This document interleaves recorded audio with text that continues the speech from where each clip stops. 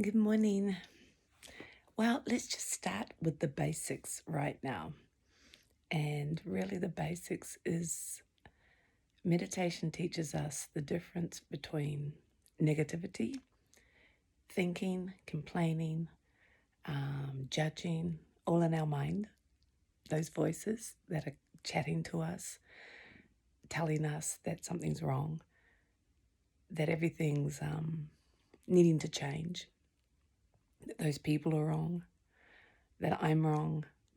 Those voices in our head that we think. And meditation helps us to change that. And the basics is simply to see it. Most types of meditation would give you some sort of tool of how to become aware and to see what you're thinking about.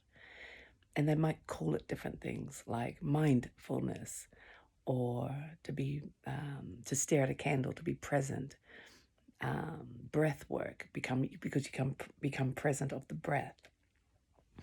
There might even be sensations in the body or something that you become present to. So this level of alertness changes, and that is usually the foundations of meditation. You become present enough to see what you're thinking about. In breath work, you might realize that your breath can become very, very slow when you're calm, and becomes quick when you're thinking and you're upset. And so it becomes this gauge of showing you where you're at. And if you become curious about yourself and your own happiness, you start to perhaps look at this and notice that when your breath is fast, you're agitated.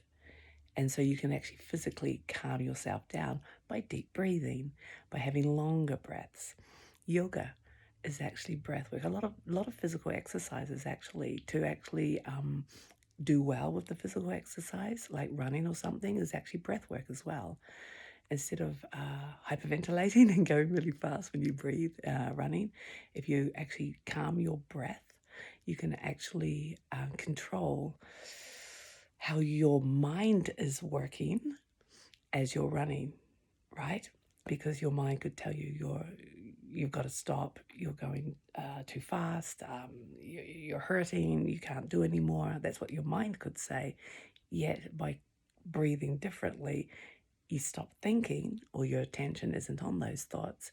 And so the running continues, because the running is like a vessel, like a mechanical way that your body moves.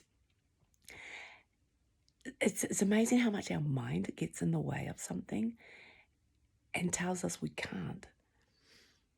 And so daily life is just the same.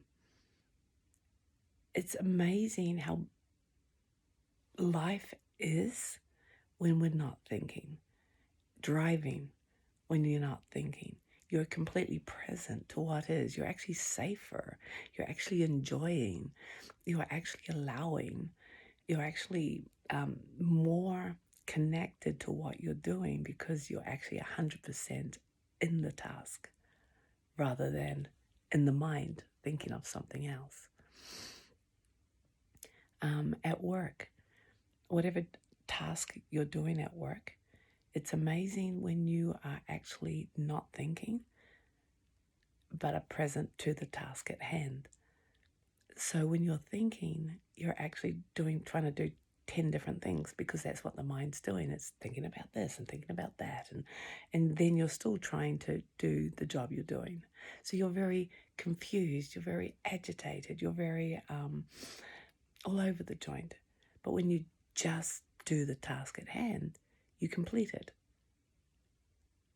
When you're thinking, you're backwards and forwards all over the place, trying to work something out. I'm never going to get it. What's the time? Am I hungry?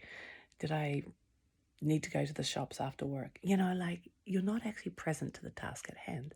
So the basics of meditation is to become present, to realize what's here and now, and do it and enjoy it.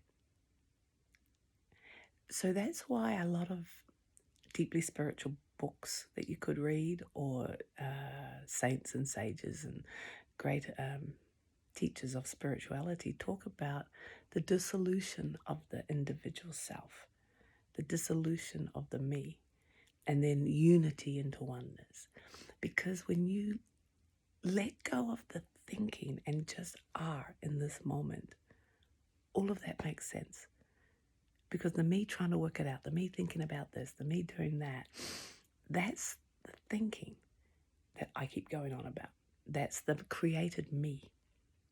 The mind created me. And when you stop that, when you stop putting attention on that, that's the dissolution of the mind created me. You stop thinking, you stop creating those thoughts and believing that to be real. And then what's left? You're enjoying the task at hand. You're enjoying now. And you start to recognize this flow and this oneness and this natural order of things that's always there. That's the unity. It's all very, very real for all of us.